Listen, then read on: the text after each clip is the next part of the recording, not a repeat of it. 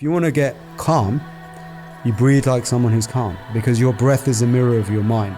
And so all these like weird like synchronicities start happening, and it just, one thing after another just proved to me that there is some spiritual force out there.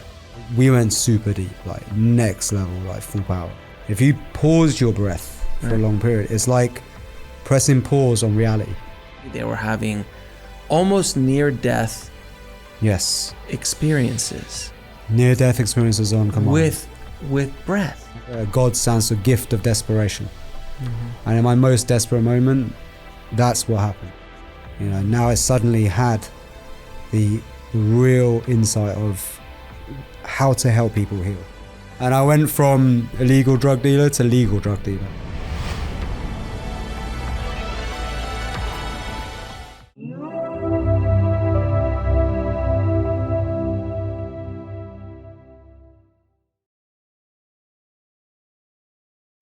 To welcome to the show returning champion Niraj Naik. How you doing, You sir? got it. I got it Wow. right. Look at that. You've been practicing it all I've day. been practicing haven't for hours. How you doing, Niraj? you? Great. Yeah. Pleasure to be here, my friend. Thank you so much for traveling around the world Indeed. to get here. Yeah, it was a mission, mate. It was a mission. It was worth it. What was the journey? It was Thailand to Dubai to Ibiza to Austin. Did you go directly? No. No, it was I had to drop off the fam in Ibiza. I know, but like you went straight to Austin from Ibiza? From Ibiza, yeah. Really? There's a direct flight? Not direct, no, one stop. Okay, okay. Yeah. I was going to say, that's pretty amazing if they did I know. that. That would be super cool, but yeah, not quite yet. Well, you didn't just come for the interview. You were with us for the Ascension Conference. Yes. That just happened yesterday, believe it or Indeed. not, for people listening. I already just interviewed 2 other people from the conference on the same day. It's been a pretty long day, but I wanted to get you guys all while you're here. Nice. And it was pretty amazing, wasn't it, man? And it was fantastic audience, and did a breathwork ceremony for like about 200 odd people. It was great. Yeah, it was pretty amazing. We're going to talk a little bit about what happened to those people when they went through it, but I don't think you've ever done, you told me you've never done a conference like that before with a channel and a psychic medium and Completely. and Kyle. Yeah, and Kyle. And Kyle. He was really on fire. Oh, man, He made me laugh a lot. Dude, he's amazing. Yeah, I yeah. absolutely adore Kyle. And Shanaz as well. Oh, the whole crew. Yeah, it was like this beautiful combination, a plethora, if you will. It was a diverse kind of group of superhumans. Yes. All getting together. And my favorite part about it was watching you guys all interact. Yeah. Like it was like these people from different worlds just, talking. Because when do you ever run into a breathwork master, let alone a NASA rocket scientist and a channel and a psychic and a comic turned transformational, it's like. And everyone's a really good laugh. Like we all had a great laugh. Like that was the important thing. Yeah. And that great dinner we had. That dinner, that's what I mean. with a sushi that doesn't make sense. It shouldn't be that nice. Vegan sushi should not taste that good. Taste that good, yeah. Yeah, fantastic. Well, I appreciate you coming, man. It was so amazing to see you work in person. And that session was pretty freaking intense. So before we go down the breathwork world and the healing world of what you can do with your breath, you've got a pretty remarkable story. I'd love you to kind of touch on, for people who didn't watch our first episode, kind of touch upon your journey to get to becoming a breathwork master that you are today with Soma Breath. All right. Well, thank you for calling me a breathwork master. That's my words, not yours. Great compliment. Yes. I'll take it. Exactly. Nice. Yeah, it's not like something that I ever expected I'd do. I was, I'm from England and born to very hard-working immigrant Indian parents who tried to squash my dreams as a child. I wanted to be a DJ. I wanted to be on stage playing gigs, and my mum would always say, "No, beta, you study, you become pharmacist." A doctor, pharmacist, something like that, right? So that's what I did. I became I studied to be a pharmacist, but I, on the side, built my DJ dream as well. Good for you. Yeah, and ended up running like some pretty big raves in the UK for about 3 years, when I was 19. Nice. This is like 1998 to about 2002, 3. And we had like a 2,000 people rave, like every month, packed. That was every month. So it was an amazing experience, but you can imagine it was hedonistic as hell. Like, it was wild. Could only imagine, man. And I went from illegal drug dealer to legal drug dealer, basically in a space of like a few months, because I had an amazing business, but it all fell apart. Like, I just got in with the wrong people. And in which part? The legal drug dealing or the illegal? The illegal drug. Of course. As illegal drug dealers go, things go bad. Yeah, exactly. If Narcos showed us anything. Exactly. But it was all about the music, and it was like bringing people together. It was a celebration. It was it was love, pure love, right? Yeah. So, but then I lost it all and ended up having to fall back on my degree. Mm-hmm. And your mom was there. Yeah, my mom's there now, like, saying, told you. This ridiculous running off to be like me, running off to be a filmmaker, running off to be a DJ. It's essentially just running off to the circus. Yeah, exactly. So I had to like now start totally from scratch, like reinvent myself, and it was 7 years of just madness, like just depression, like you've never experienced, not being able to get out of bed, going out every weekend, getting off my face because you're downing your stories. Then I realized actually that's what everyone does. They're so depressed with their jobs, and especially doctors and pharmacists. So there was this one morning I remember waking up like on a Monday morning, having no idea how I got there in my car. And it was like after a 2 or 3 day bender, and I was like, things are going to change. And then a friend of my family took me to a Tony Robbins event. And that was the big wake up. That's where I first found out that you can actually prevent diseases. Mm-hmm. I was like, wow, this is a revelation. They don't teach you this in pharmacy. So I was like, okay, well, I've got a pharmacy full of sick patients. Let me put Tony Robbins to the test. So what I did was I changed their diet, get them off factory-based foods, writing shopping lists based on their conditions.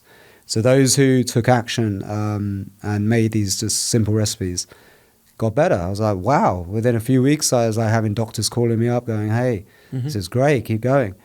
And so I found a new lease of life. And it actually got me promoted to head office of one of the biggest supermarket chains in the UK. And now I'm, they actually said to me, like, you're like a renegade pharmacist. And we need people like you in this company. So I came up with this really cool healthy shopping list service. It would be like a home shopping, home delivery, getting like really healthy foods to diabetic patients, who are housebound. And so I thought this was it. This is what I've made it. This is going to be great. And then boom, 6 months into it, they called some kind of meeting and shelved the idea. And now I am super depressed. I'm like, I worked so hard to get out of this day job, and now I'm having to go back to be a pharmacist. But at the same time, I got hit with an autoimmune disease called ulcerative colitis. And when you get your connection broken from spirit, that's when diseases usually kicked in. But they usually can also be a gift from the high power, as it was for me. And it seemed at the time the worst thing that ever happened to me, but it was the best thing that ever happened to me. Like I didn't realize, much about what it takes to get healthy. All I had been really dabbling in was diet and nutrition, and so I quickly found out that there's no one size fits all when it comes to your diet. And the things that I was trying, like raw veganism and all this stuff, were making my symptoms 100 times worse. So it was when I discovered the Ayurvedic system where I had a big wake-up call. I was like, actually, you can choose the right food for your body type, your energy type, actually. It's all down to energy. And you can actually start the healing process just with changing your diet according to who you actually are. And Ayurveda is a lot about finding out your truth, who you truly are. So what happened was I actually was housebound for almost a year. Wow. Feeding blood 40 times a day. Oh, God, man. And I lost a third of my body weight. And the doctor gave me two choices. It was either have my colon removed, right? Wow. So have a colostomy bag. I was only like 33 at this time. And that's going to hurt your raving career. Yeah, well, I had no raving career, trust me, man. The only thing raving was the toilet. I was on the toilet like 40 times a day. And so the other option was be a guinea pig for a drug that hasn't even been tested before. So I was like, no way. Like, so I had a dark night of the soul moment, like, and I went really, really down. And there was I call it judgment day. I think a lot of people have a judgment day. Yeah, man. Where it's like a do or die situation. You know, one decision can completely change the course of your life. You either do or die. And so I prayed really deeply at this point. You know, I was like, why me? What have I done? You know, there's a lot of this coming up. But then they say God stands for gift of desperation. And in my most desperate moment, that's what happened. It was a gift from God. Because now very close friend of family, Swami Ambikananda, she's a yoga teacher in the UK. She came to the rescue and she said, look, you actually have an amazing gift. Like with your tenacity, your drive to help people, your background, you're a pharmacist, you know, you could actually be an amazing role model if you can turn this around. And the disease can be a gift. She healed herself of cancer and it really helped her as well to become an inspiring leader. So she said, look, I can teach you some of the foundations of our culture, of pranayama, yoga, Ayurveda. And so I let go of my disbelief for a moment and I thought, okay, I'm going to do this. Like, see, Indian immigrant kids, we reject our culture.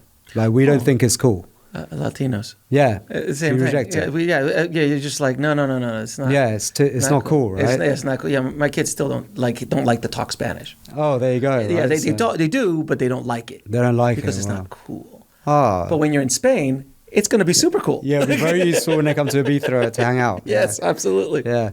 So I had to let go of my disbelief. I had to, like, I had no hope, no other choice. You know, the only hope left was this. So I started to try these very simple breathing techniques from pranayama, and it made such a shift.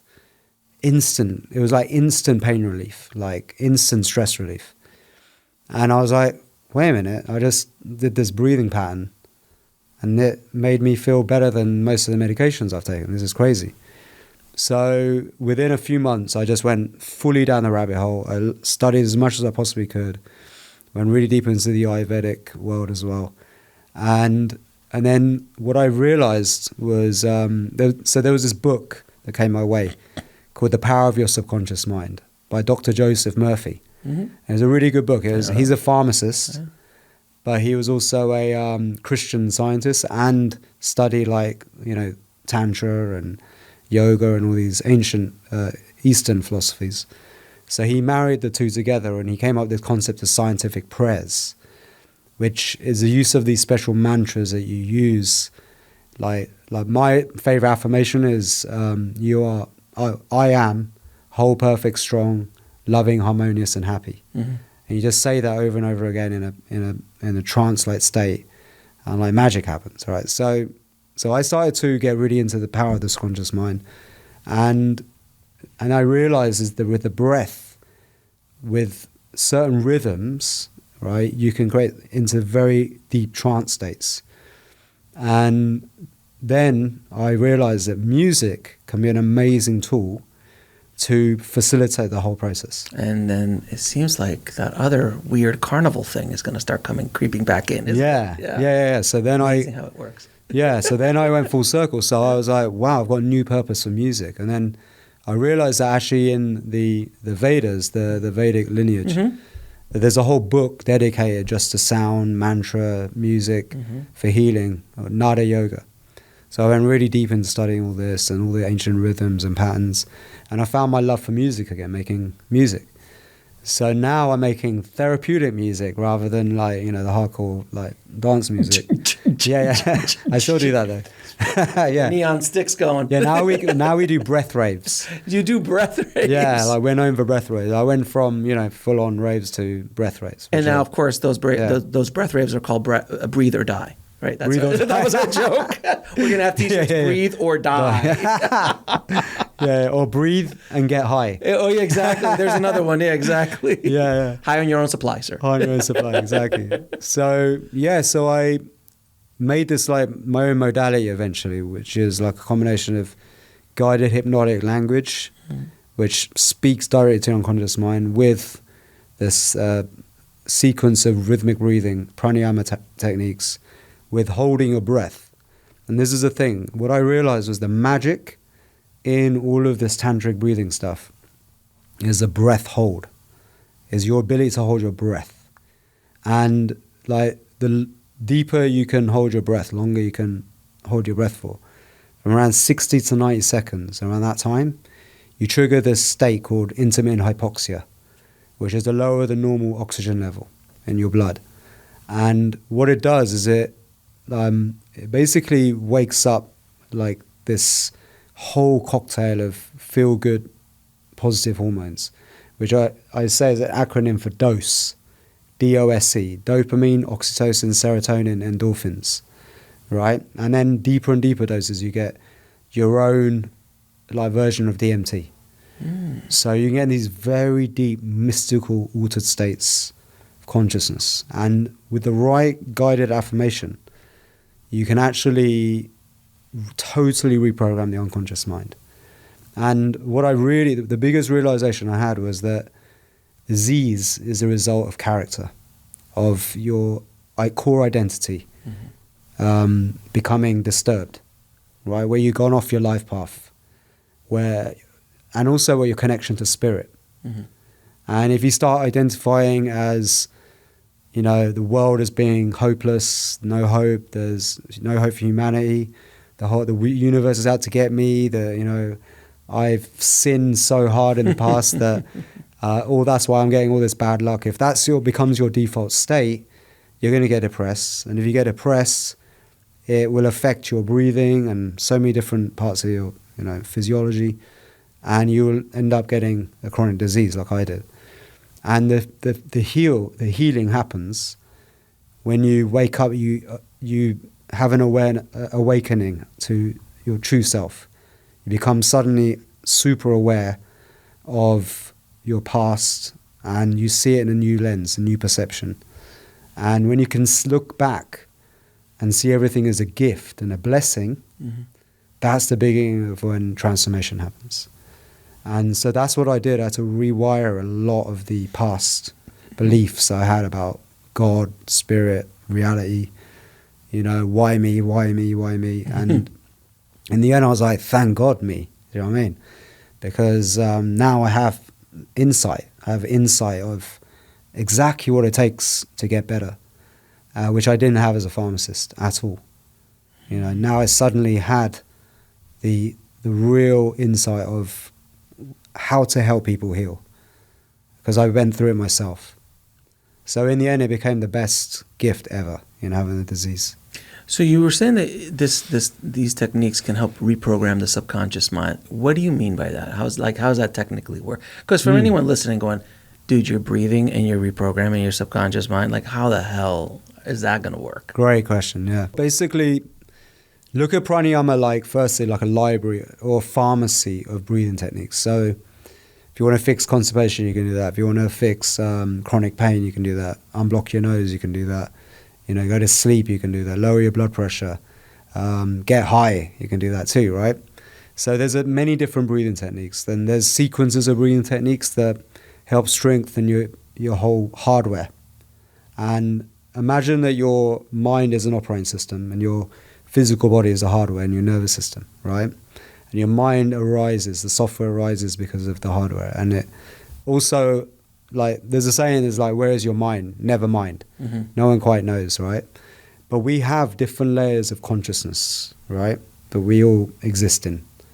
And there are these higher states of consciousness, these mystical states of consciousness that you can turn on through the breath.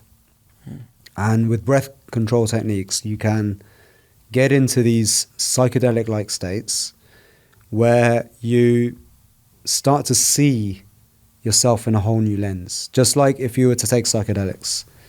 And what psychedelics do, let's say psilocybin, LSD, ketamine, even things like that, what they do is they change your default mode network, and they quieten down areas of the brain associated with ego, right? And it's the ego that's what gets programmed, right? That's the deep part of you that gets programmed throughout, from early childhood And then different layers of conditioning that happens from school, media, TV, life experiences, relationships, friends, and stuff like that. So that creates a sense of self, sense of identity, right?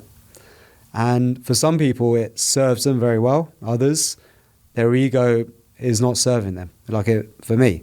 Right. So, but there is a way we can reprogram that. So in order to really, if you want to really me to go, let's go, man. Let's go. Let's go. So in a nutshell, if you think of altered states of consciousness, gives you the ability to be your own software programmer.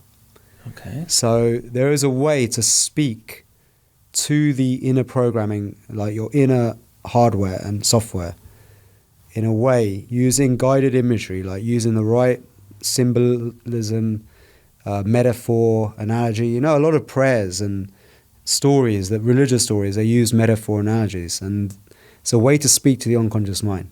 The right side of the brain is connected to this, this part. So using the right affirmation, right coded language, we can start to reprogram the ego, the sense of self, okay?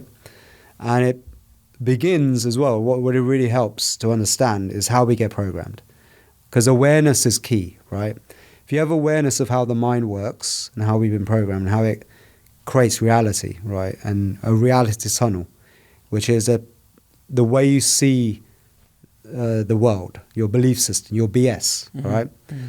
So this is installed into you at a very young age. When it begins in the womb, okay? Mm-hmm. So when we're in the womb, we're totally at the mercy of your mum, your environment, and everything. So, but that's when we're really starting to get programmed, and your nervous system forms there. And your nervous system and then your reptilian brain are the first level of programming of your hardware.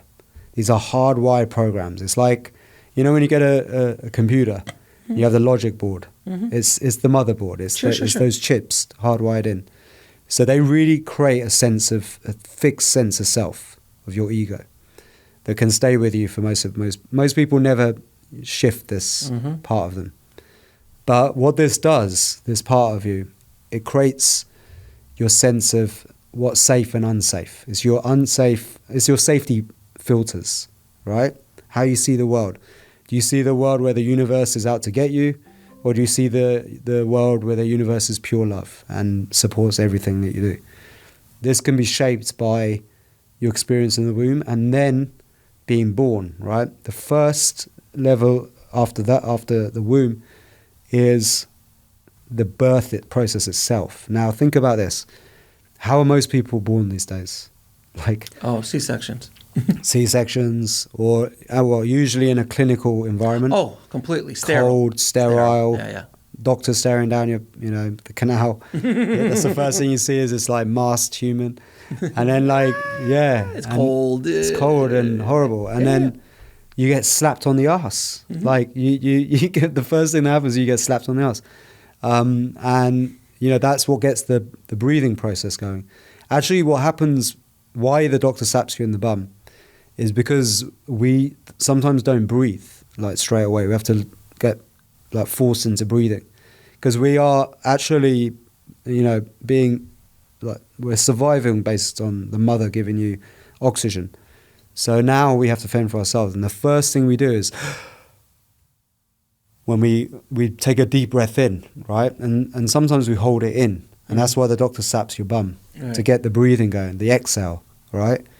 Now, that gasping is what we do when we're scared as well, fear, right? So your sense of fear, safety, all of this gets programmed in this first early imprinting. Right. And then the next thing is then being, nurtured by the mother.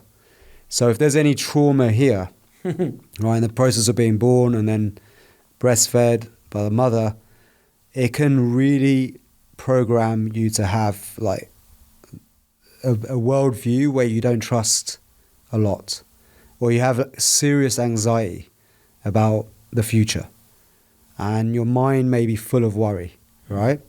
And this is actually more common than you think. I mean, if you look at, America, for example, 1 in 5 people are on antidepressants. And something like, I think 50 to 60% of people who are on antidepressants have addictions and are alcoholics. So why are people doing that? Why are people obsessed with, like taking substances and stuff? They're dampening this early filter perception because they see the world with fear. The fear response, not love, right? Right. More fear. And if you look at the media, the TV, they're all reinforcing that fear and worry and tension. So yeah, people are walking around neurotic, anxious, depressed, and like fearful. And a lot of it, I think, is down to the way we're born. Like we're born into this world. So I made it really, like with my daughter, I made sure that we had a home natural birth. She was born into a hot tub, and it was amazing. And there's been a lot of studies now showing that these early traumas, this birth trauma, really plays on the psyche. Really? Yeah, it has more impact than we think. Stanislav Grof actually did a lot of studies on this and birth trauma. And the way of the Psychonaut. Yeah. Great documentary. So, yeah, there's a lot of field of research now going into understanding the birth process and birth trauma. And so then, how does breath allow you to reprogram it? Yeah. So that's the first level. The second level of programming is when we start to crawl around or walk for the first. We're toddlers. It's the toddler stage, and this creates our sense of what's mine, what's yours, right? And territory, okay. And you start to learn about emotion and significance and all of this. And so these first 2 levels, right, are the most fixed, hardwired programs and circuits in your motherboard, right? And they're very hard to shift. So only certain like psychedelics, and practices have been shown to actually allow you to clear the trauma in these early imprints. So psilocybin, MDMA, they're used, clinically now, and shown loads of promise to help people with severe depression. And severe depression is the result of programming that's gone wrong in the first 2 imprints. Yeah, and also PTSD. As well. I've talked to a lot of veterans who've done that as well. Yeah, and a lot of that's is based on these early programs, right? And trauma, And trauma, trauma in these early imprints. This is usually happening in the first 7 kind of years of your life. So what they found was what makes the psychedelic experience even more potent is the mystical experience. If you have a mystical like experience where you feel like you've been touched by something beyond yourself, like you've had a conversation with God, and it's kind of an experience which you can't even put into words. It's like English language doesn't do it justice. These profound experiences that bring us back to spirit, connection to spirit, right, makes us believe in something beyond ourselves, are shown to be the most transformative. And what actually gets us there in a much more controlled way than psychedelics does is breathwork. So before we go down that road, from what I understand, psychedelics is, I've never taken it, but I love quoting Guru Dev, who came on the show, and I brought this idea of like psychedelics to finding enlightenment, essentially. And he's like, well, it's taking a psychedelic, ayahuasca, anything like that, is kind of like taking a sledgehammer to the wall to see the outside. He goes, meditation is like putting in a window. Yeah. Isn't that beautiful? I like it. Isn't that beautiful? Yeah. So it sounds like the same thing as here. Psychedelics is pretty much like a rocket ship. Like you don't really have any.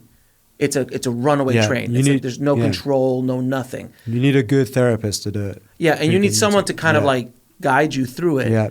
But it's a rocket ship, and you really don't know what's going to happen. True. And there's no control. There's no control. No. Once you go on the trip, you're off. 100%. So with the breathing, you're saying it's much more controlled environment where you could stop Yeah. and things like. So explain it. We have these 4 levels of consciousness that creates our sense of self. The first 2 I just talked to you about. The third one is when you learn language, reason, you go to school. Logic, Religion has sure. a big part to play here.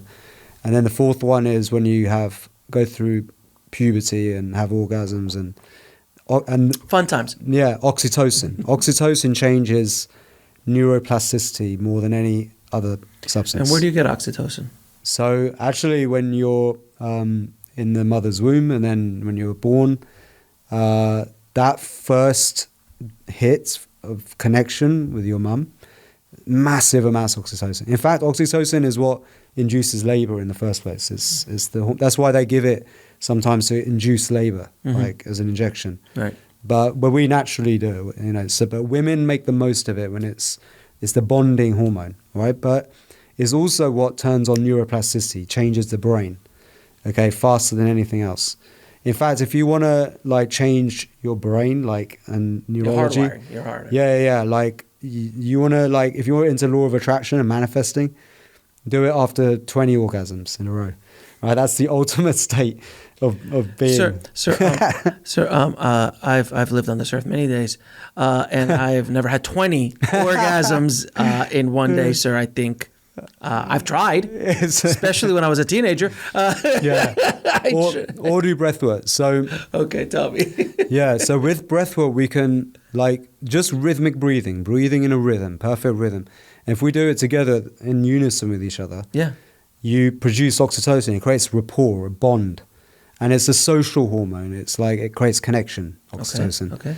Right? Now, what they found, though, is connection to neurogenesis, neuroplasticity. So, like, with a special rhythmic breathing protocol followed by holding a breath, and when you get to around to 69 seconds breath hold time, we create what we call the Soma within. And Soma within is this dose. I was talking about dopamine, oxytocin, serotonin, endorphins. And this like cascade of neurotransmitters. When you like at the end of like our sequence, you breathe in and you hold your breath in and you send the cerebral spinal fluid up. This dose goes up into the brain, right? And it turns on neuroplasticity. Now, as I was saying, the hardware is what we need to shift. Okay, so when you create a powerful intention with this dose, especially high oxytocin, we can invoke directed neurogenesis, where we change the brain on command according to will. And if you think about it, like your outer world is a reflection of what's going on here, the inner world, and is a mirror of your entire nervous system, okay, and all the information, you know, the memories contained in your brain. So, like, that's this 3D dimension that I'm talking about. But so that's one layer, is where we can use power of intention with invoking this cocktail neurotransmitters to go in and reprogram, like a software programmer, all right? But then there's higher levels. So the higher levels of consciousness, they come from more advanced breathwork practices, where we get into the 5th circuit, which is bliss, the 6th, which is the intuition circuit, third eye activation. You may have heard of third eye activation techniques. So yeah, with these practicing into third eye, like more DMT-like experiences. And then the 7th is where we get into the meta-programming circuit. And this meta-programming conscious state is where you can wipe the slate clean. It's like doing like a big dose of DMT.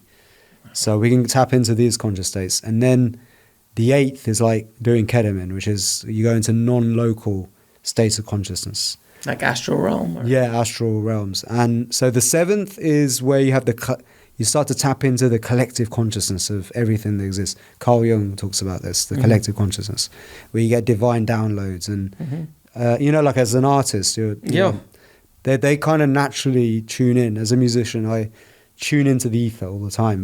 But we can get into these very trippy states where we feel like we're getting divine downloads all the time. But then there's higher states, this 8th, 7th and 8th is where we start to get the connection to God, universe, spirit, whatever you want to call it, higher power.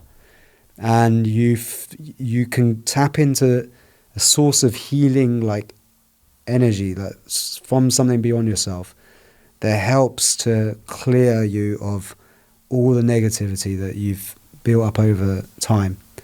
And it really helps to just reformat the drive, to defrag it and to reprogram it how you want. So what we teach in Soma Breath now is how to tap into these altered states of consciousness in order to reprogram these first 4 levels of programming that creates your sense of identity. And what happened was it actually attracted Cambridge University. So, yeah, there's another thing my mum said, like, you study very hard, you go to Cambridge. But actually... Sir, that's racist that you're doing that impression. I'm joking. I know, but I'm allowed, right? I have permission. Just like I could talk like I could talk like Latinos. Yes. Yeah. We're allowed to make fun of ourselves. Yes, we are allowed to make fun of it, no problem.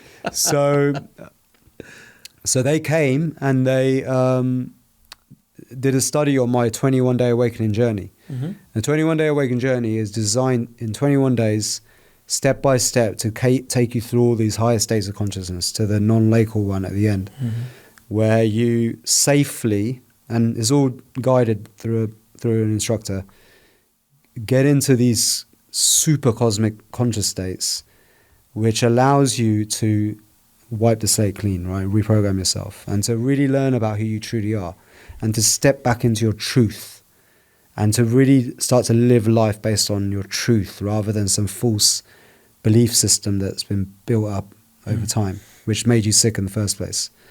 Right? And, you know, I believe in models of reality. There's so many different ways to explain reality, you know, different levels, you know, different ways to talk about how we're here, why we're here, the meaning of life. Religion is one model of reality.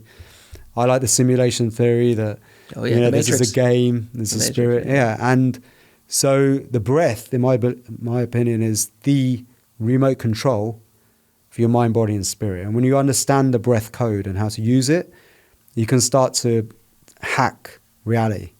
And if you think about it, the first 4 levels of programming creates the perception field, how you see reality, right? Now, you can only tune into so much of reality at any one time, right? So that's why we have these reality tunnels where, for some people, it's very narrow. They see a very narrow, rigid worldview. But if you want to expand that reality tunnel and to start to see into all other people's realities and learn from them and expand your model of reality, the breath is an amazing way.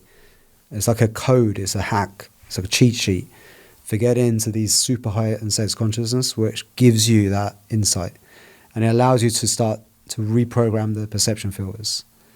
Do you know what I mean? Your belief systems. Like, if you're like a very insecure person with lack self-esteem and confidence, you can program self-confidence. If you're somebody who can't let go of the past, let's say you've held on to, you know, blame. Maybe you had a business and you lost everything. Sure. And it's all your fault and people are dependent. You can never get out of it. And it's just ruminating thoughts. You know, some people go and do psychedelics, get a lot of benefits. Now, breathwork is what, you know, Cambridge University showed in scientific study to be just as effective. They found that our protocol was just as effective of turning on these psychedelic bliss, heightened bliss states, these like orgasmic-like states, just with breathing, music, guided meditation, just as profoundly as a dose of like psilocybin or MDMA used to treat severe depression. Really? Yeah, and we can just do this ourselves. So I created this technology, and we train instructors. They teach it in group workshops, classes, one-on-one. But also you can do it yourself. You can take it home. We have an app, and you can get access to push-button bliss. You know what I mean? Just from your app now, which is amazing technology. That's remarkable. So when we were doing our the conference and you did your session, you did a 4-cycle breath session. It was about 45 minutes, if I'm not mistaken. Yeah. There were people having absolute awakenings, absolute not only spiritual awakenings, they were having bliss, they were out of body, they were having almost near-death experiences. Near-death experiences on command. With breath. And I think this is what it does. This is how it works. So, as I was saying, you hold your breath for such a long time, right, you're lowering the oxygen level in your bloodstream, okay? And it tricks your brain in thinking it's dead.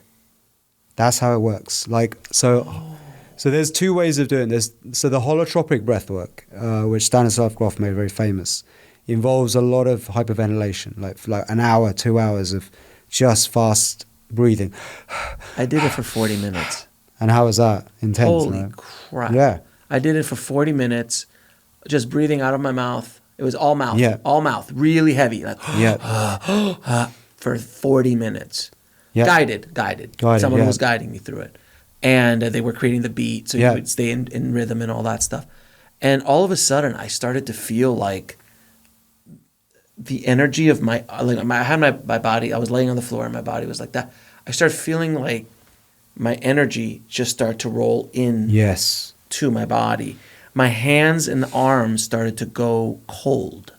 It was crazy. Yes. Started coming in. Vasoconstriction. Right. It just started to all go in. And I could feel like literally it crawling almost to my body. So all the blood, I guess, was rushing into my internal body and my brain. Yep. And it was just it was really psychedelic. I mean, I didn't, at least for me in that session, I didn't go anywhere. I didn't have that kind of thing. But what did happen is after that session, my meditations changed. Oh, wow. All of a sudden in my meditations, things were wide open. Wow. I started seeing things, visions, ideas, like so much. It was distinctly different after doing that session. Yeah, you change your perception filters. Yeah, it was like my meditations changed. And to this day, like energy, other things that happened to me in my meditations all started to open up doing it. It was pretty remarkable. So I know exactly that technique. But I can't even imagine 2 hours. Like my mouth was so dry. Yeah. I was like so dry. My lips were about to come off. Like it was like, all day. But it was pretty life altering. I can imagine an hour to 2 hours of that. It's intense. I mean, you're going somewhere. Yeah. So the way that works, I think, is what it does is hyperventilation. It changes the pH of your blood, and it makes it slightly more alkaline. It triggers something called respiratory alkalosis. It's actually something your body doesn't want, because your blood is always trying to maintain a certain pH, right, around 7.83. And if it goes off any degree too long, you'll die, right? But what you're doing with the hyperventilation is you're in a controlled way triggering respiratory alkalosis. And what it does is it actually suppresses oxygen to certain areas of the brain that deal with consciousness. And then you go into an other than conscious state. And what it does is it takes you back into the earliest imprint, the womb imprint, the birth imprint. And then, so the deeper practice, if you go beyond 40 minutes, those deep holotropic-like experiences will, for some people, they'll relive the birth process itself, and they'll have extremely profound mystical-like experiences if it's hit in a held space, in a well-held space. Now, what we do with Soma Breath, though, it's more focused on the tantric methods, is a combination of rhythmic breathing. You're breathing in a perfect rhythm with music, which when you breathe in a perfect rhythm, you trigger this oxytocin. So what I'm taking people into is more of this bliss-like experiences. And so you do a protocol of rhythmic breathing followed by holding your breath. Because a period of rhythmic breathing, you breathe out CO2. CO2 is what tells your brain you need to inhale. So if you have less CO2 in your body, you can hold your breath for much longer, because your brain's not being told to inhale. So then when you get into these breath hold states, where you're holding your breath 2 to 3 times longer than you normally could, right? Normally, most people breathe in and out, they'll hold their breath about 30 seconds. We're holding our breath for 2 minutes, 2.5, so 3 minutes. I can go beyond 4 minutes now with a bit of practice. And when you get to that state, pausing your breath for that long, think of life as a series of inhales and exhales. When you press pause on your breath, you press pause on life. Yeah. So your thoughts is a direct result of breathing. When you breathe fast, you start to get erratic thoughts. When you breathe slow or calm, you get calm thoughts. It calms everything down. If you pause your breath for a long period, it's like pressing pause on reality. That's what happens. And if you go deeper enough, you get this huge awakening of this endogenous DMT. All right, because DMT has been shown to be utilized by cells when the oxygen levels are low. And then the other thing that wakes up is stem cells, endogenous stem cells. That's why you get a lot of healing from this, because stem cells hate oxygen. So when you lower the oxygen for a brief period, stem cells come out to play. And then also these positive tryptamines, which make us trip out. When we breathe in, the final, in that sequence, what we did, you breathe in at the end, and you hold your breath in, and you send the energy up, and you get this like electric current. It feels like a charge of electricity, boom, up into the third eye, boom, and you have this like huge white light like experience. Yesterday there was a woman, a friend of ours, who was going through your breath session, and on the third cycle, she started to see lights, like sparkling lights. On the fourth cycle, she went into a grand ballroom and saw nothing but lights. There we go. And it was basically an NDE. It is. It's a near-death experience. That's it. And because just think, you're holding your breath for so long, you're tricking the brain thinking it's dying. It's just a trick. It's not actually dying. And this is what the mystics used to do. They used to experiment with their breath to get into NDE-like states. Because, I don't know if you've ever done ayahuasca. No, I haven't done any of that. So when I did ayahuasca, it was one of the most profound mystical experiences I've ever had. Oh, I'm sure. It was mind-blowingly incredible. And it was my confirmation that there's a spirit world, right? And like this Snow White, it was like Snow White came down with all these dwarfs who were healing me from within, and it was very psychedelic. And she was telling me the meaning of life and everything and purpose. But I kept asking questions.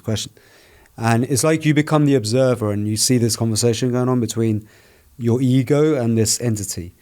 And it's going on, you're observing it, and it's like it's like a cinema. It's so hard to explain what's going on. And basically, I kept asking, what's the point of all this then? If this is how it's all meant to be, and everyone's connected, but what's the point? Who made this? What's their point, and who created them? I kept asking all these curious questions, and she says, "You don't need to know this. Your purpose is to live, right?" And then in the end, I got so frustrated. I remember seeing this whole thing. She was like, "Okay, I'll show you." And now I start to rise out of my body, and I'm heading towards the white light tunnel. There's angels saying, "Come to me," and it was super trippy. And I'm like going up and up and up and up, and I'm about to go somewhere, right, which is definitely not planet Earth. And I realize now I actually am about to die, actually die. And at that point, the terror hit me so hard, the fear of actually dying. I just came crashing back, puked up, and then the angel comes back and is like, "Told you so, you're not ready yet to know." Because the only way to really know everything like that, the ultimate answers to all the questions, is to actually die. Of course. For real. Yeah. So the mystics, I think, have been experimenting with dying while still conscious. I think a lot of religion's been based on that. Either using entheogens, breath work, advanced yogic practices, burying themselves, all these kinds of, to get into NDE-like states. But I was like, there's a lot of benefits in this, but it can also be quite scary. But what if we can get close to it without going too extreme? And because I really started to love the altered states you can get into with the breath. So that's what led to creating Soma Breath, because I wanted to give people a method to tap into these altered states of consciousness without having to take substances. They can do anywhere, right, even for themselves, or go very deep with an instructor, where I can help people to wake up with the breath, right, and also to really step into their truth. I have this thing is my mission is to make people naturally high, happy, healthy, right? And I think when a lot of people, I've heard them on your podcast, when they have an NDE experience, they have a new love for life. Absolutely. And sudden it changes them. gratitude for life again. And they fall in love with life again. So my mission is I want to make people naturally high, happy and healthy who have fallen in love with life again. And I think what we've done with the breath is the closest you can get to a method which works like a medicine, like a pill, without side effects. And because it's the miserable people who go out and make the world a miserable place. I was one of those people, right?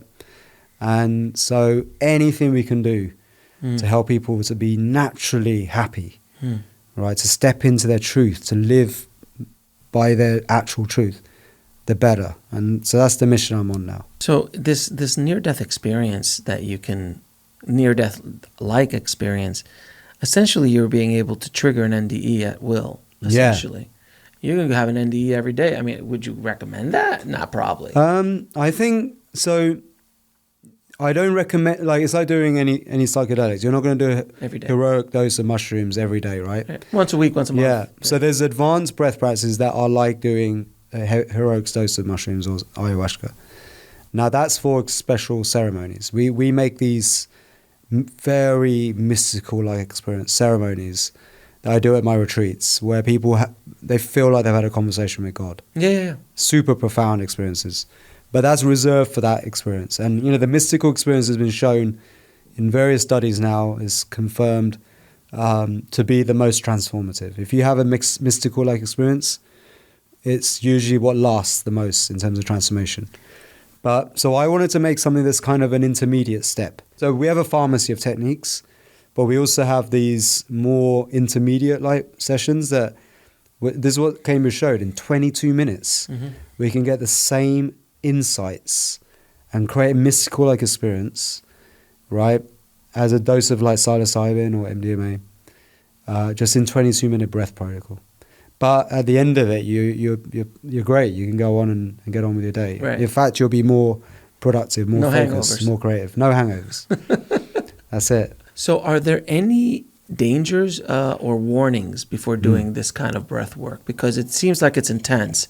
And there probably is, I remember you saying a couple of things to people in the audience. If you have this, and this, please take it easy. Then this, check it out. So what are those kind of like warnings? Warning. So the more advanced type breathwork experiences, like there's holotropic, there's rebirthing, they're quite famous ones. And then there's our Soma Breath, Kevala techniques. So in this tantric yogic practice, the techniques that involves like a lot of rhythmic, fast breathing for long periods, is called Kevala. It takes you into that samadhi bliss state. Now these should be done firstly with a guide. And if you have very high blood pressure, if you've had a heart attack, for example, avoid it, because any form of hyperventilation, it's suppressing oxygen and it raises your blood pressure a little bit. And so that can be a cause of concern for some rare groups of patients. Not very few people are going to suffer. But then, like if you're pregnant, for example, if you've got epilepsy, you have to be careful. That's why we train instructors to hold the space in a professional way. But the daily doses, I call them daily doses, which are designed to do, every day, these are very safe for pretty much everybody. And, as long as you don't like force the breath holds for too long, and you do it in a safe space, so you don't pass out, for example.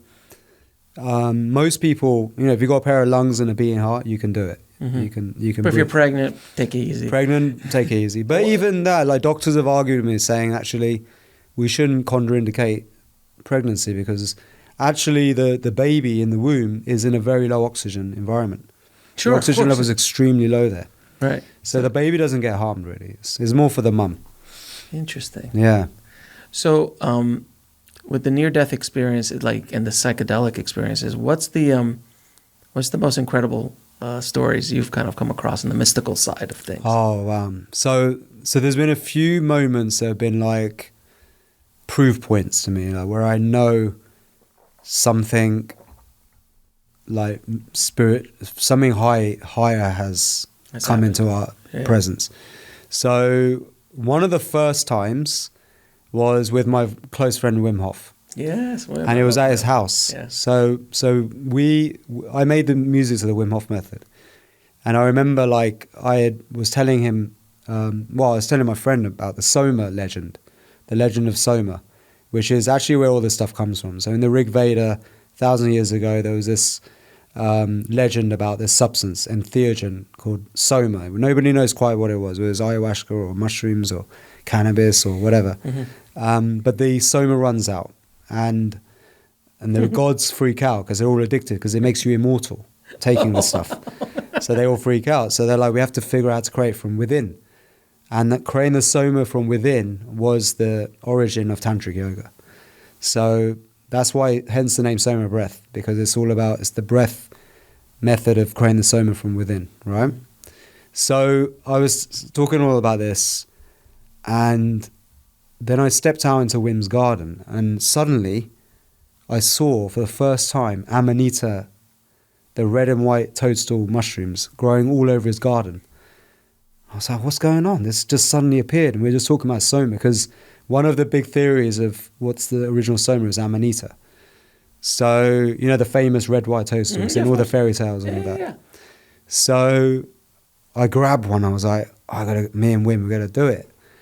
So I went over to him. I was like, Wim, this is the Soma. And he goes, yeah. I said, should we do something? He goes, we don't need it. Let's do it with the breath. So then he got a shamanic drum and started to go around the room like chanting like a native shaman. And then I'm doing this breathwork technique, and we were doing a lot of experiments in breath. I should just write a book on that, all our experiments in breath at his place. And I put on our soundtrack, and he's beating the drum, and for 1.5 hours, full power, like holotropic light breathing, went into the most transcendental experience of my life. It was just mind-blowingly cosmic. Full-on conversations with the divine, God, spirit. And it kind of told the future of like what was going to happen with me and Wim. And then the Wim Hof. You know, Wim wasn't that famous yet. Suddenly that week, he gets invited to LA, Joe Rogan, Oprah, all this, and he just blows up. And then I became his right hand man for a bit, and then eventually I created Soma Breath, and that turned to a huge thing, and the breath suddenly exploded, and COVID happened, and a lot of things start to unfold from that moment. And then, so I started to go traveling, like around Asia, and the next proof point came, was when I officially decided I'm going to call my company Soma Breath. And I went to Bali, and in Bali, I started to do these crazy ice bath stuff, like do 35 minutes in the ice bath, just to show people the power of what's possible. Yeah. And with the Wim, like what Wim? Yeah. After being with him. So then I started to do these experiments with breath, with my music. And so I have this pranayama protocol with using the tantric energy locks. So I started to do that with the groups, and there's one group. This was actually the first official kind of Soma Breath. I called it Soma Breath first time experience, and it happened to be 11 people. My mystical number, 11 people showed up. My spiritual number is 1111, and so we had 11 people, and we went super deep, like next level, like full power. And at the end of it, this guy comes up. And he comes over to me, and he just gives me the biggest hug ever. And it turns out that he's a son of a preacher. Like his parents are both like priests and preachers, and so it made him an atheist. He just had I don't want to have anything to do with no proof in God at all, and no belief in God. But he came with the intention that he wanted to have a spiritual experience so he could heal his relationship with his parents. And what happens? Like he said, he had a full-on cosmic experience, conversation with God. He said it was the most divine experience he's ever had, right? And so he was crying at the end of it. And then he goes to me like, so basically I said to him, you gotta tell me a story of what happened. He goes, I'm gonna record it. And what happened was he records a testimonial, uploads it, testimonial comes exactly to 11 minutes, 11 seconds, exactly on the dot. And then we met up like later on, and he wanted me to show him some ice bath stuff. And he goes, "You won't believe this. Like, your story about 1111, this spiritual number that follows me around, like, it reminded me that my first company in Bali was 1111 surfboards." And he comes up to me, he gives me a t-shirt, 1111 surfboards. Nice. And so all these like weird like synchronicities start happening, and it just, one thing after another just proved to me that there is some spiritual force out there. And then the next one after that came was a darkness retreat where I spent 7 days, 7 nights in complete darkness. That must be insane. Yeah. So what happened was, after Wim, I started to live with all these tantrikas and went really deep into the tantric breath, tantric yoga, and really going deep into my own culture, the mystical traditions. And my friend Shashi, she's an amazing tantra teacher, and she holds these darkness retreats. So she invited me to go, and just before I went in, I had a relapse of the ulcerative colitis for the first time in years. And I said to her, "I don't think I can do this. I've just had a relapse of colitis. I'm shitting blood now." She goes, "This is a ghost apparition of this condition for you to clear it once and for all in the dark." And then literally I was like, "All right, well," she said it with so much conviction, "let's go." So I went in. The first 2 days are complete hell. Yeah. And then what happens is, so then we're doing this super advanced breath practices. A lot of these techniques are in Soma Breath now. Very advanced tantric breathing protocols.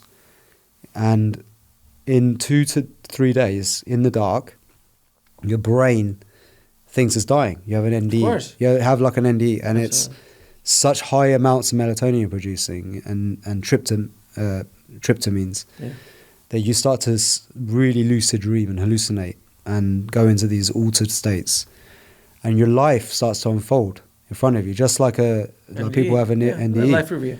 Yeah, but it's slower. So your life starts to unfold. All of the problems you've had in the past karmically start to unfold and appear in front of you, and stuff that I hadn't worked with yet. And with the combination of the breath work, you get in such profound states that I was able to start to really heal the past like never before. And literally I went from bad to worse to like 30, 40 times going to the toilet in complete darkness. So you have to get to the toilet with ropes. And if you miss your footing, it's like you're lost. Yeah. Just dark. Insane. Yeah, because your eyes won't adjust because it's pitch dark. Pitch dark. There's no light. But somehow you get through it and it comes through. And then the last few days, like, then you start to really change your perception of everything. Mm-hmm. And forgiveness, like you can never imagine, like the most powerful, profound forgiveness rituals, just happening by itself, like, mm-hmm. Just without any conscious effort. And then after 7.5 days, when we came out, I was like a whole new person, and the symptoms disappeared, and I've been in remission since. Wow. Not a single symptom since. So, and it felt like I was having divine conversations with God every day. And from that point on, I is when Soma Breath just, boom, skyrocketed. Everything just unfolded. We have a book on Next Level Soul TV, along with your amazing course, BreathWORKS. We're going to change it to Breath or Die. Breathe or Die. But we have a book, an old book called The Yogic Science of Breath. Yeah, it's great. Yeah. You know that book, right? Yeah. It's an amazing book, isn't it? Yeah. It really goes deep down into a lot of the practices through the ancient way. Yeah. Is breathwork one of the key elements to our awakening? It can be, or is it just another tool? It's a tool. I think the good thing with the breath is that we can never run out of it. We've always got it. And when you do run out, you don't have anything else to worry about. Nothing else. That's it. You're done, right? So, but the breath is a powerful tool for awakening. But there's so much else you can do with the breath in terms of It gives you direct connection to the autonomic nervous system, so you can control your physiology, your blood pressure, body temperature. You know, it's a pharmacy. And with breath control techniques, with exercise, you can increase your physical strength, stamina. You get into these superhuman abilities of strength, stamina, you know, with withstanding temperatures and endurance and powerful stuff. But then you can also use it to get out of your mind and get really high on your own supply. So there's so many things you can do with the breath, and it's fascinating, and it's like it should be taught to every single child at school, because I think that with breath control first, if you learn the art of breath control, like we're not going to be so dependent on medications, and we're also going to have an ability to tap into bliss on command. So we don't have to be so obsessed with external stuff to make ourselves feel happy. If you think about all the big problems in the world, it's overconsumption, it's depression, it's people hooked on drugs and recreational drugs and prescription meds. And you know, the fourth killer in the world is adverse drug reactions. So anything we can do to prevent getting onto medications, the better, right? And breath is one of the most incredible things I think everyone should learn to prevent that. So what do you tell somebody who is listening to this conversation and go, this is ridiculous? I breathe every day and I don't get psychedelic experiences. You know, for the person who's having trouble wrapping their head around what you've said, what can you tell them to just go, you know, give it a shot? Well, you know, it's one of those things. It's like it's much easier to experience like the benefits of by doing it than to try and it doesn't try. It doesn't hurt. Yeah, and you could just like, you know, take like in our BreathWORKS course, there's a track on there like in 11 minutes you can have the feeling like bliss that you can't even comprehend. It's there in just a few minutes, right? So go and test it out. And then we have our app, the Soma Breath app. There's a whole range of different breathing techniques to play around with. So it doesn't take long. It doesn't take much effort. It's very inexpensive. You don't have to go out of your mind. You can still be very deep in your body.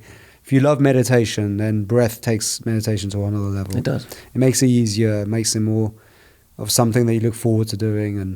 And the breath is a form of meditation. You know? Of course.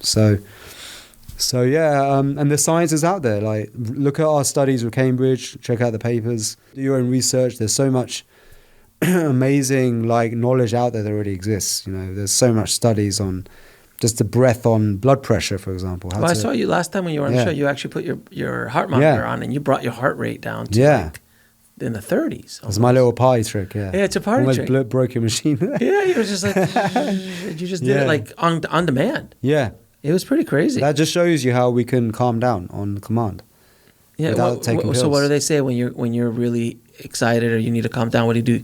Take a deep breath. Yeah, that's incorrect. Like deep breathing. So deep breathing, it has two different ways you can perceive it. So the way a lot of people think of deep breathing is quite big lungfuls of air, and if you take big heavy breaths, you hyperventilate, and that's not going to make you feel calm. It makes you feel the opposite. Right. Yeah. So, but deep breathing into the diaphragm or deep down here, slow. Diaphragmatic breathing is what calms us down. It's where our parasympathetic nervous receptors are, which calms us down. So deep in that context is good. But actually, if you want to get calm, you breathe like someone who's calm, because your breath is a mirror of your mind. Your mind is a mirror of your breath. So when you're like stressed out, nervous, observe or even your own breathing when you're nervous or anxious. You'll find it becomes faster, more erratic, frantic. And if you look at someone who's really calm, they hardly look like they're breathing at all. Lao Tzu says the perfect human breathe like they're not breathing at all. So you can tell when someone's really, you know, works on themselves and they're in a very calm, peaceful state, they hardly look like they're breathing, right? Right. We've been talking about breath, but I'm like not even thinking about breath. I'm going to do short little breaths. And that's all you need. Yeah, it's just nothing crazy. We don't need deep, heavy breaths. But the deep, heavy breathing is reserved for this altered states of consciousness type stuff. But also sex can be super enhanced with the breath and breath control. Well, now orgasm. you just dropped that bomb. Let's go down that road for a second. How can orgasms be better with the breath? Yeah, great. So like while you're doing it, you're hold on, baby. Hold on. Yeah, it just sounds like you're out of breath. Exactly.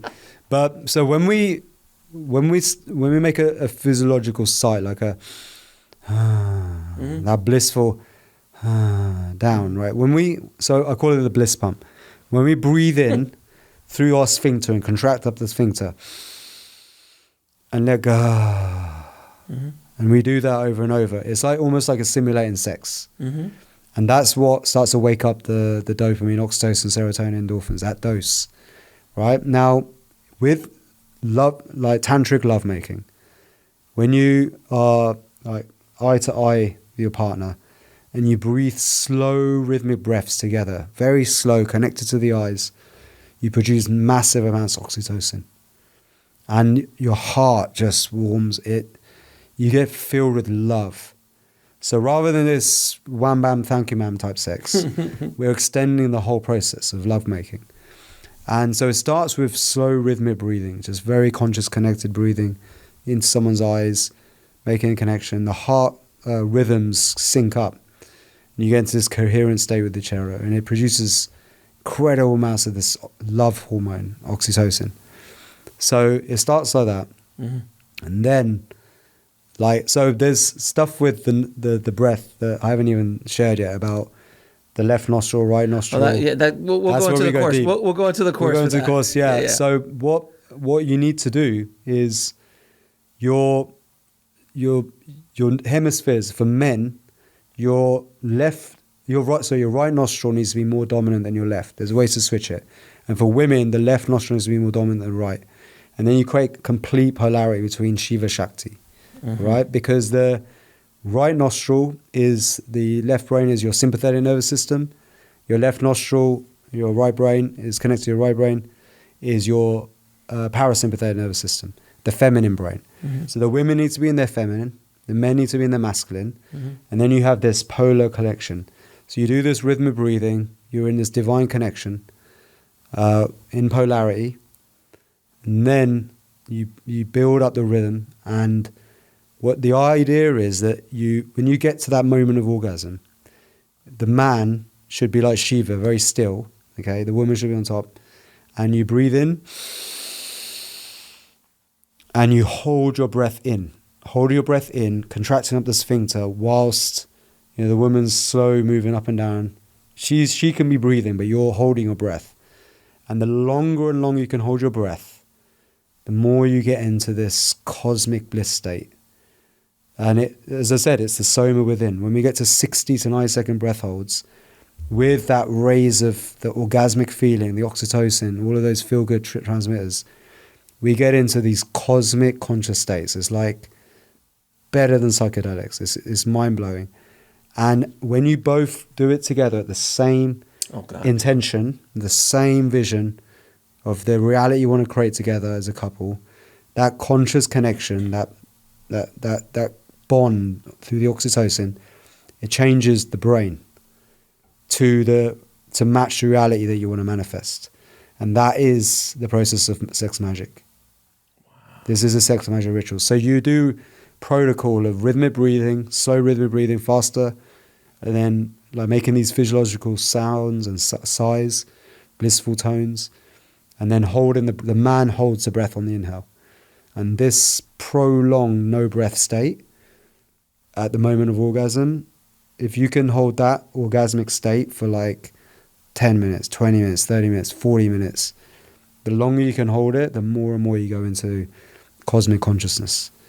And that's where you can have the most profound spiritual experiences. Well, you're going to go home and practice that now, aren't you? Well, obviously that sounds amazing. I've done a little bit of the course because of the course that's on Next Level Soul TV. It's very popular. People really like it, and they also like your meditations that you have on Next Level Soul TV, the Soma Breath meditations. So I suggest everybody go to Next Level Soul TV and try the courses as well. I'm going to ask you a few questions I ask all my guests, sir. What is your definition of living a fulfilled life? The definition of living a fulfilled life, in my opinion, is when you, because life's a quest of discovering who you truly are. And when you find, and it's always going to change, but when you really find that truth, right, that's when you start to feel fulfilled in life, because you realize that your truth now is contribution. And when you start to find a way to match your passion with a way of making an income, with giving back, and if you get that sweet spot where all of that comes together, you feel fulfilled. Like you wake up saying, I love my life every day. You need to find that one thing that makes you enthusiastic to get out of bed every day and do a hard day's work. If you had a chance to go back in time and speak to little Niraj, what would you tell him? I would just say, like, all is well. Like, you no need to worry, the future's bright. Nice. How do you define God or source? I think this is it. All of us, everything. This is it, everything that exists right now, here and now in this moment. What is love? Love is level of vibrational energy, LOVE. So there's no love for anything, yourself, that's apathy, depression, it's like there's zero, devoid of love. And then there's full of love for all, which is where you've made peace with everything, and that's that state of peace, equanimity. You can accept the world as it is. You don't worry about politics and why this and why that and the past, and you don't blame anymore, and you don't blame yourself. And when you can get to that state, you're full of love for everything and absolutely in love with life. So I try to get as close to that as I can.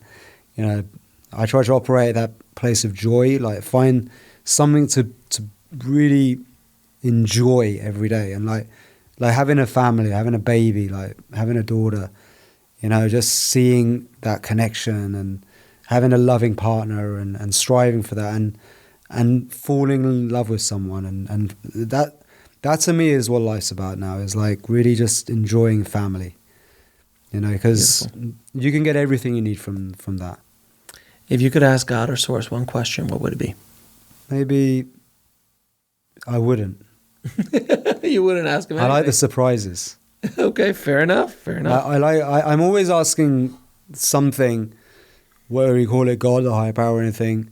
I'm always looking for some kind of like inspiration, So, I would love to download like the hits, musical hits. Of course. So I can make a few like big songs, timeless classics. But that's happening anyway. It's starting to happen anyway. It's like, because music's my passion, and through Soma Breath we have an amazing vehicle for music. So, for me, God and music is everything. It's really interesting, man, that our paths are similar in many ways, because you have a passion for music, I have a passion for film and filmmaking. You built a company that allows you to bring in your music on your terms. Yep. To do it the way you want to. Yeah. And you're mixing the love of spirituality, the love of helping people, all of that with Soma Breath, but bringing in your music. And I've created Next Level Soul, and now Next Level Soul TV, and bringing in my filmmaking. And now creating that synergy of spirituality and filmmaking. So I was able to bring back my passion for filmmaking by doing this work. It's pretty, when you're saying, I'm like, dude, it's exactly what I'm going through. We're very blessed. Very, very blessed, man. And finally, what is the ultimate purpose of life? I think the ultimate purpose of life is very subjective, but it's to find your happy place, your love for life, that enthusiasm. I think that if human beings just strive to find that one thing that makes them super enthusiastic to get out of bed, to do a hard day's work. So they're not just sitting around, on the beach sipping cocktails, but they're really getting out of bed to do something with their lives, with their time, with their bodies, and then also to be kind and compassionate. Mm-hmm. If you can find whatever vehicle that is, and it's different for everybody. It could be just raising a family. It could be, becoming a famous podcaster. It could be a musician on stage. Whatever it is. If you can find that, if you keep striving for it and keep searching and really learning about yourself till you find that thing that gets you out of bed and makes you tick, and where you can actually go for it and put some effort in. Like, I think that's for me like a purpose for life. But then there is no purpose to it. It's like, this is all just a game. A game. It's fun. So it's whatever. It's the game. I think it's figure out the game of life for yourself, whatever that is. And Beautifully said, sir. Yeah. Where can people find out more about you and the amazing work you're doing in the world? Well, I have a course with Next Level Soul. Yes, you do, sir. Check that out. Yes. SomaBreath.com. Mm-hmm.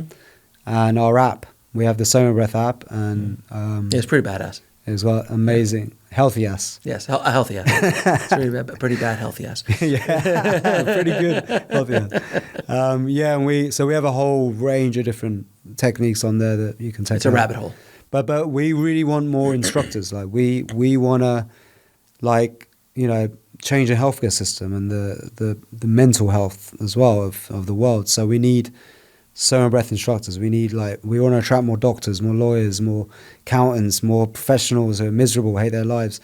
You know, people of the medical world, the corporate world. We want to train people in these techniques that allows people to firstly have a fulfilling career, but also solve some of the world's biggest problems, you know, disease, depression. And so I'm calling people to join us and become Soma Breath instructors, which you can find out all about on our website, somabreath.com. And do you have any parting messages for the audience? I love my life. That's my mantra. And like everybody, I wear a t-shirt, I love my life. And you know, I think like there's so much. This is what I'm talking about, the perception filters. You know, I used to see the world as hostile, no God, like atheist, like everything's out to get me. I'm on my own, like, you know, and there's no hope, money's bad. I had all these beliefs, this BS system. And I just think when you shift that and you start to see the world with opportunity, love, incredible people, inspiration, and there's a universe that wants you to be happy and healthy and succeed. And if you can shift those perception filters, the world becomes a phenomenally beautiful, incredible, exciting adventure. And that's why I hope to pass on to everybody. My friend, it has been such a pleasure having you here in Austin. Thank you so much for being part of the Ascension Conference. It was a magical, magical experience seeing you work and the lives you touched at the conference. And I appreciate you and everything you're doing to awaken this planet, my friend. And I'm looking forward to diving deeper into the breath work and have my own more psychedelic experiences or near-death experiences, or just opening your consciousness up to higher levels through the breath. So I appreciate you, my friend, so much. Thank you for coming. Thank you, brother. Been an absolute blessing. Peace.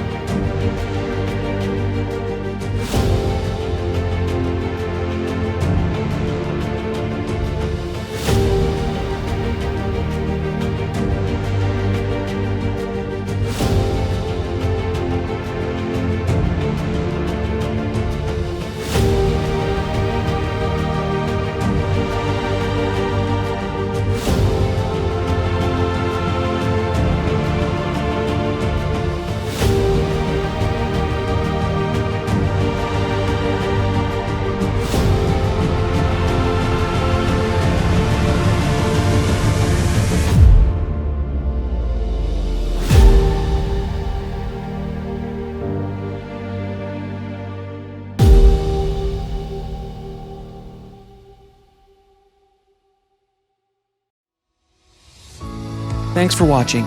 Click on one of the videos below to continue your journey, and don't forget to subscribe.